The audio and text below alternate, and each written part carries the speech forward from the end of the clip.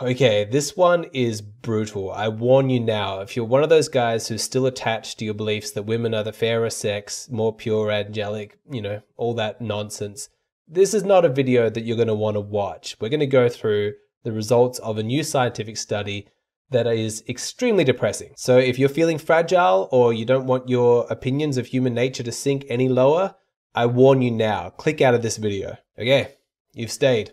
Good man.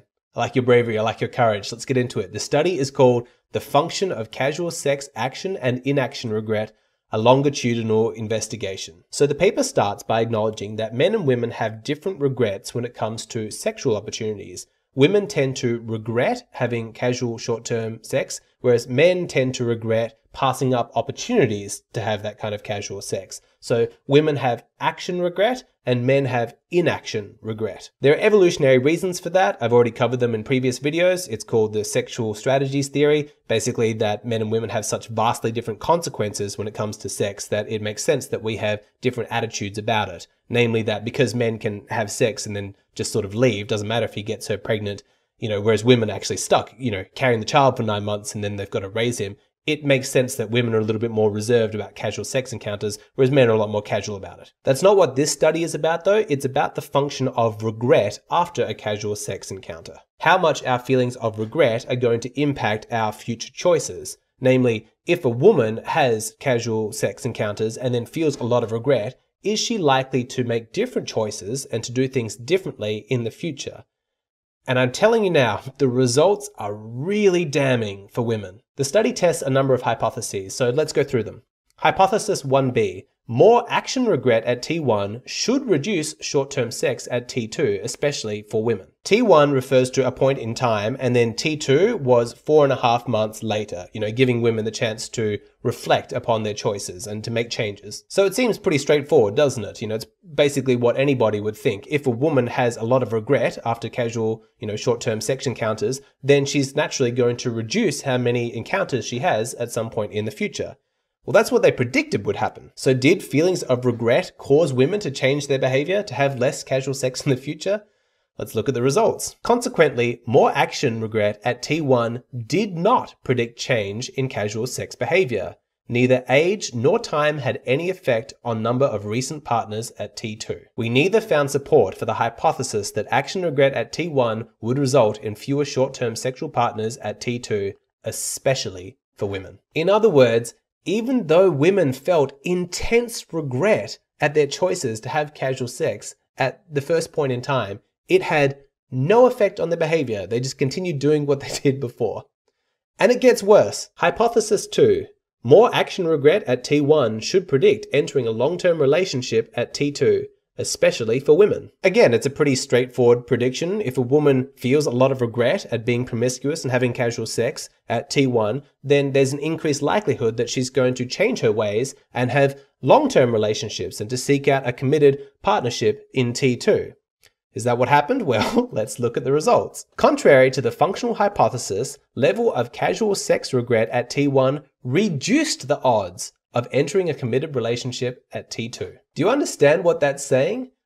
Her feelings of regret correlates with a reduction in the likelihood that she's going to make different choices in the future. The fact that she feels regret means that it is more likely that she's going to continue to do the same thing in the future, not less likely. Again, let's keep going. Hypothesis 3. More action regret at T1 should predict higher quality partners at T2 as measured by short-term mate value, STMV, especially for women, including participants who reported having had new casual sex partners between T1 and T2. So what they're predicting is that the woman who has regrets about her casual sex encounters, in the future, she should be raising her standards for who she has them with. There should be an increase in mate value, higher quality men in the future. All right, let's look at the results.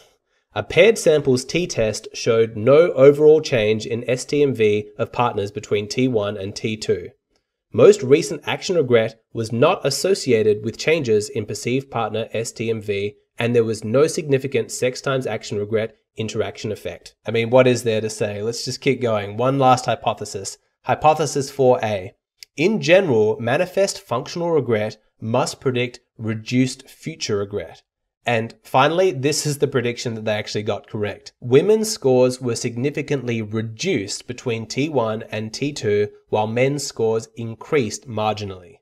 Women reported lower levels of action regret at T2 relative to T1, while men reported more. In layman's terms, women felt less and less regret as time went on. They're still engaging in the exact same behavior, they just feel less bad about it. Scientifically, this study totally stumped the researchers because they got their predictions so wrong, but it left them scratching their heads. They're thinking, well, what is going on here? If the function of regret is not to inspire better choices in the future, then why do we have that feeling? I want to read my favorite quote from the study. The conclusion that negative emotions do not necessarily motivate a change in sexual strategy might be considered more robust. However, that begs the question of why regret exists. They don't actually know. Like at this stage, we're not sure why people feel sexual regret since there seems to be no correlation with changes in future behavior. But to me, that's exciting. That's science. This was published early this year and we've kind of reached the edge of our knowledge. Evolutionary psychologists at this stage don't know what the purpose of those feelings of regret is. So why do women feel this regret? What is the evolutionary purpose of it? Now, personally, I have my own theories, which I'm not going to get into in this video, but if you have your own questions about it, just hit me up on Hey Hero. I'll send you a personalized video in response. But with this whole thing, I think it's important to admit where our knowledge actually ends. That's what good science is. So we don't know the answer. We need to do more research. And this study ends by making suggestions for a bunch more research studies that need to be conducted in this area. And if this is something that interests you guys, I'll keep you updated as the science continues to evolve and progress. I'll let you know what we find out. But there is one aspect to this research that I think is really, really important to talk about because I found it so significant. Let me read a line. Another explanation may be that modern mating scene is evolutionarily mismatched. That is so funny to me that you can actually find a line like that written into a scientific paper, that they're evolutionary mismatched. If that doesn't make sense to you, let me just explain the implications of what they've just said. What they're saying is that it's possible that they were actually correct in their predictions, that evolutionarily the purpose of sexual regret is so that women can make better choices in the future. But they're saying that the modern mating scene, all the dating that you see in the world today, it's so far removed from what is natural to humans and how we evolved that we can't find accurate data about what the evolutionary purpose is. In other words, the culture has gone so far away from what's natural that the data has been compromised. I have been saying that on this channel for years, that the modern dating scene is totally bizarre. It's so messed up. It's so far from what's natural. The cultural indoctrination in the West, when it comes to dating and hypergamy and women's preferences, is so far removed from how we evolved that we don't even know what it means to actually feel our own feelings when it comes to this stuff anymore. They're saying that women naturally should be more reserved. They should be less promiscuous. They should be more concerned about the consequences of sex. They should be worried about getting pregnant. But that's not what the data is showing. But that's not because evolutionarily those instincts are not present. It's because the cultural indoctrination with women is just so thick, it's so deep, it's so all-pervasive that we can't even access that. Women are out of touch with what's natural to them. It is not natural for women to be as promiscuous as they currently are in Western culture. That's not natural, but there's such strong cultural conditioning telling women that it's empowering to sleep around, and that chaste women who are saving themselves for meaningful relationships, they're just giving in to male standards. They're the victims of a toxic patriarchy. If you want to be a strong, independent woman, you've got to sleep around. Also, the female instinct of hypergamy has just gone completely haywire because the environmental conditions we find ourselves in are just so far removed from how we evolved. Like, hypergamy made sense when we were living in small tribes, small communities, with occupying a couple of caves. Yeah, it makes sense to just mate with the highest quality men because that's what's going to be best for your genes. But we don't live in small communities anymore. We live in cities and big countries, and through social media, we're connected all the time. And so women are exposed on a daily basis to these top, high quality men, and it completely distorts their perception of what's possible. They think, even regular average women think they've got a chance with some top higher quality status male. And it means that their standards and expectations for the kind of men that they date, it's really, really high. And it results in exactly what we've found, that long-term relationships and commitment is getting more and more rare. Singledom is on the huge increase, and casual sex, for women at least, is on the huge increase. It's not on the increase for men as a whole. It's on the increase for that small demographic of men at the very top of the pile, but the average man is actually seeing a decrease. None of this is natural. You see, human biology, our psychology, our instincts, it was evolved for a very specific set of circumstances because they didn't change for thousands, hundreds of thousands of years. Trying to adapt to these new cultural values and this new situation that we find ourselves in, it sent the whole thing going haywire, and it's resulted in researchers not being able to find accurate data because things are just so messed up.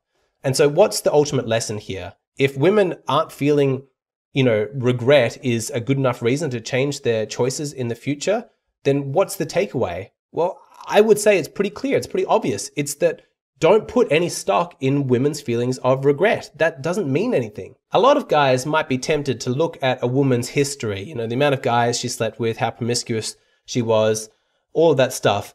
And they'd be tempted to just sort of look past it based on the strength of the woman's emotions. Like, obviously, yeah, it's not ideal. I don't feel great about it, but look at how bad she feels. Look how guilty she is, how much she regrets it. I trust her. She's not going to do it again. Otherwise, she wouldn't feel such strong emotions.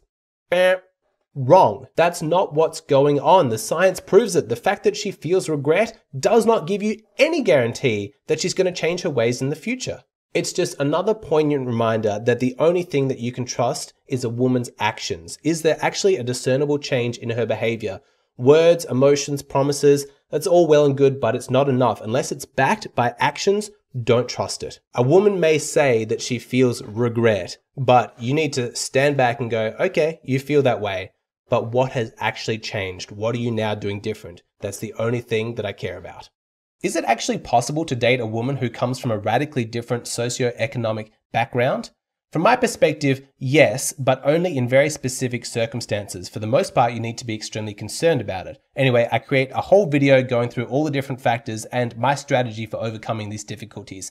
If you're concerned about this as an issue, I highly suggest you go and check it out. My Patreon's just $5 a month. You get instant access to all amazing, bunch of topics. Just check them out, scrolling here. Incredible value. It's a great way to support the creator. I'd love to see you over there.